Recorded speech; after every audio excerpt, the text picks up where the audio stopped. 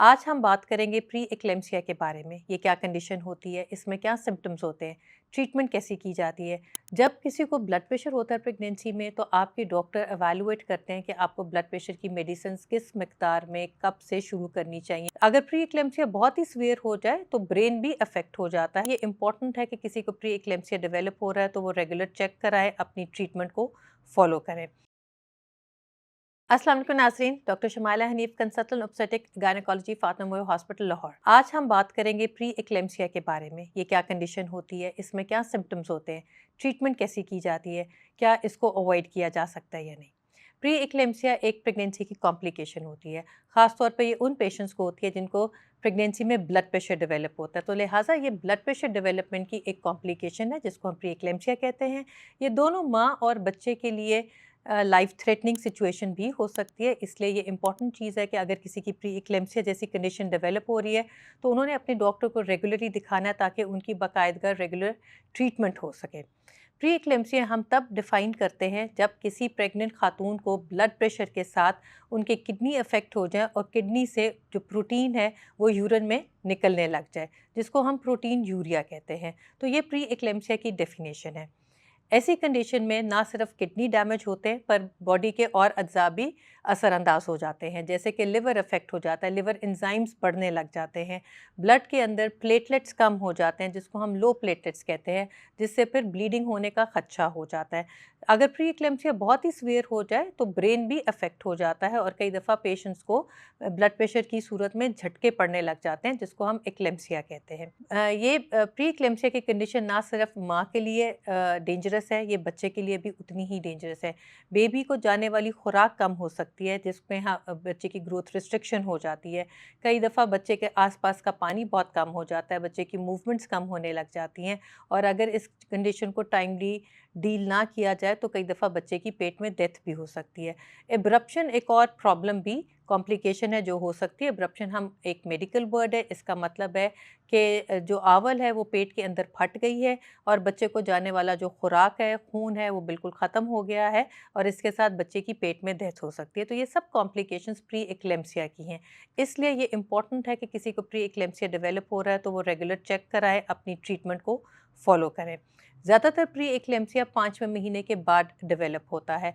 कुछ ऐसे केसेस होते हैं जिनको प्री एक्लेम्सिया डेवलप होने का चांस या रिस्क ज़्यादा है, जैसे कि अगर कोई खातून जो प्रेग्नेंट है उसकी उम्र कम है या वो 35 साल से ज़्यादा है या प्रीवियस प्रेगनेंसीज में भी उसको ब्लड प्रेशर रहा है या उसको ऑलरेडी कोई किडनी की डिजीज़ रही है जिसको हम रीनल पैरेन्काइमल डिजीज़ कहते हैं। वो ख़वातीन जिनको प्रेगनेंसी में शुगर होती है उनके भी chances of developing pre eclampsia ज़्यादा हो जाते हैं। जिनके ट्विन्स प्रेगनेंसी होती है उनको भी प्री एक्लेम्सिया जैसी कंडीशन का चांस बढ़ जाता है। तो ये वो ख़वातीन हैं जिनका risk of developing pre eclampsia है। जब किसी को प्री एक्लेम्सिया डेवलप होता है तो क्या सिम्टम्स होते हैं? पेशेंट का हेडेक ज़्यादा होने लग जाता है, पूरी बॉडी में स्वेलिंग ज़्यादा होती है, ख़ास तौर पे टाँगों पे, हाथों में और चेहरे पे। कई दफ़ा तो पेशेंट्स कन्फ्यूज़ कर जाते हैं कि ये जो सूजन है, ये क्या प्रेगनेंसी में नॉर्मल है या कि इस ब्लड प्रेशर की वजह से। तो जो इम्पॉर्टेंट चीज़ें डिफरेंशिएट इस स्वेलिंग को ये करती है कि जो एक प्रेगनेंसी की वजह से भी नॉर्मल स्वेलिंग्स होने लग जाती हैं, तो वो जब रात को इंसान रेस्ट करता है तो सुबह जब उठता है तो वो स्वेलिंग कम हो जाती है। इसके बरक्स जो प्री एक्लेम्सिया की स्वेलिंग्स है वो सारा वक्त ही रहती है और ख़ास तौर पे चेहरा भी बहुत ज़्यादा सूजा हुआ रह जाता है।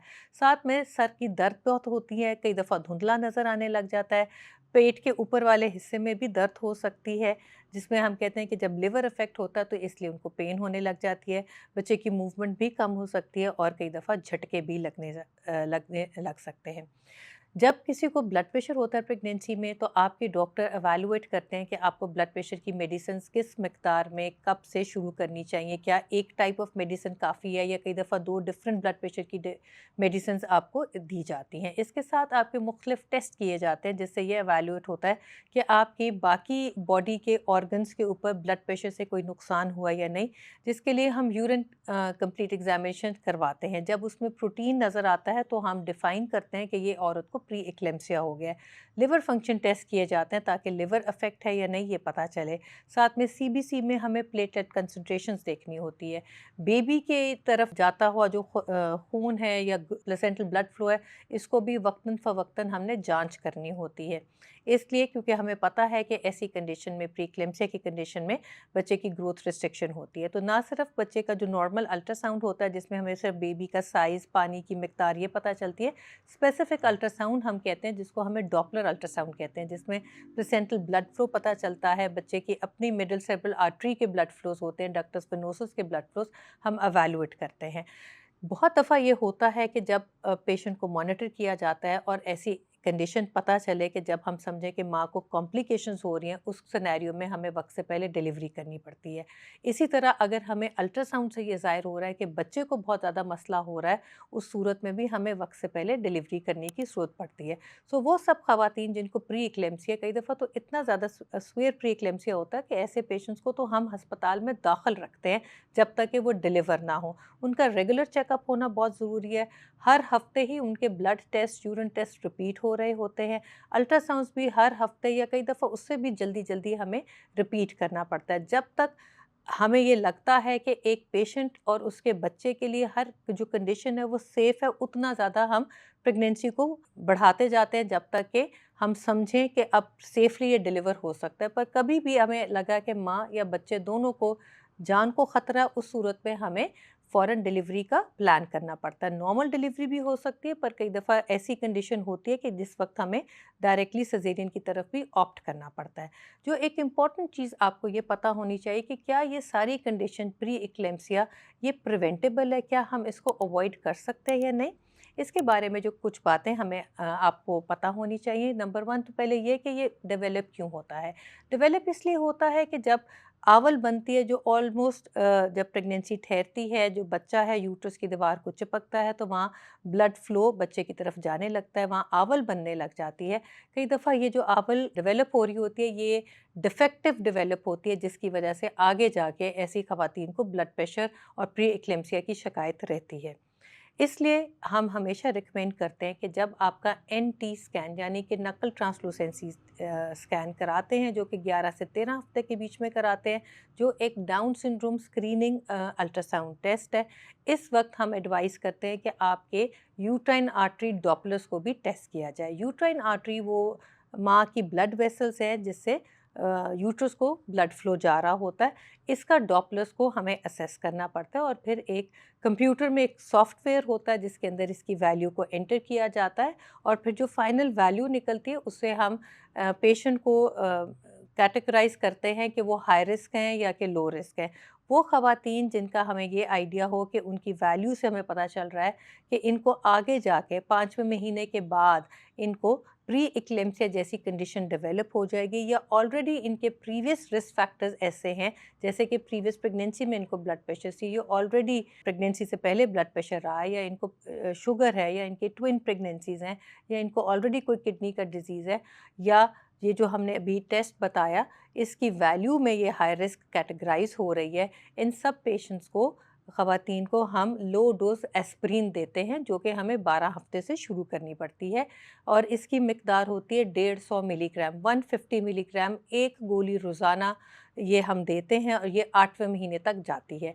ये देखने में आया है कि वो सब ख़वातीन जिनको हम लो डोज एस्प्रिन 12 हफ्ते पे शुरू कर देते हैं, ऑब्वियसली हम उन ख़वातीन की बात कर रहे हैं जो कि हाई रिस्क पे हमें कैटेगराइज कर लिया गया है। तो आगे जाके इनका ब्लड प्रेशर की डेवलपमेंट या प्री एक्लेम्सिया होने की डेवलपमेंट से बचत के चांसेस 80% होते हैं। तो ये इम्पॉर्टेंट है कि आप शुरू से ही जब आप प्रेग्नेंट हो जाएं तो आप एक अच्छे गायनेकोलॉजिस्ट को दिखाएं जहां आपकी रेगुलर मुआयना हो, और ताकि आपका जो 11 से 13 हफ्ते पे एनटी स्कैन है उसके साथ यूट्राइन आर्टरी डॉपलर की वैल्यूज़ को भी असेस किया जाए। वो ख़वातीन जिनको ब्लड प्रेशर डेवलप होता है, साथ में ये प्री एक्लेम्सिया जैसी कंडीशन भी डेवलप हो जाती है, उन सब के लिए ये एडवाइस किया जाता है कि उनकी डिलीवरी एक बड़े हस्पताल में होनी चाहिए, टर्शरी केयर हॉस्पिटल में होनी चाहिए जहाँ हर फैसिलिटीज़ मौजूद हों, नियोनेटल नर्सरीज़ मौजूद हों, ताकि किसी किस्म की कॉम्प्लिकेशन, पेचीदगी को जो डॉक्टर्स हैं वो टाइमली फेस कर सकें। सो अगर आपको कभी लगता है कि आपकी प्रेगनेंसी में आपको आपका सर दुखने लग गया है, नज़र धुंधला आने लग गया है, साथ में आपका ब्लड प्रेशर शूट कर रहा है, आपकी एकदम बॉडी बहुत ज़्यादा स्वेल कर गई है, ख़ास तौर पे चेहरे और हाथों में बहुत ज़्यादा स्वेलिंग हो गई है, बच्चे की हरकत कम होने लगी है, सांस आपका फूलने लग गया है। इस सिम्टम्स को आप लाइटली ना लें, आप एक अच्छे अस्पताल में फ़ौरन दिखाएं। अपना बहुत सारा ख्याल रखें, खुश रहें। अल्लाह हाफ़िज़।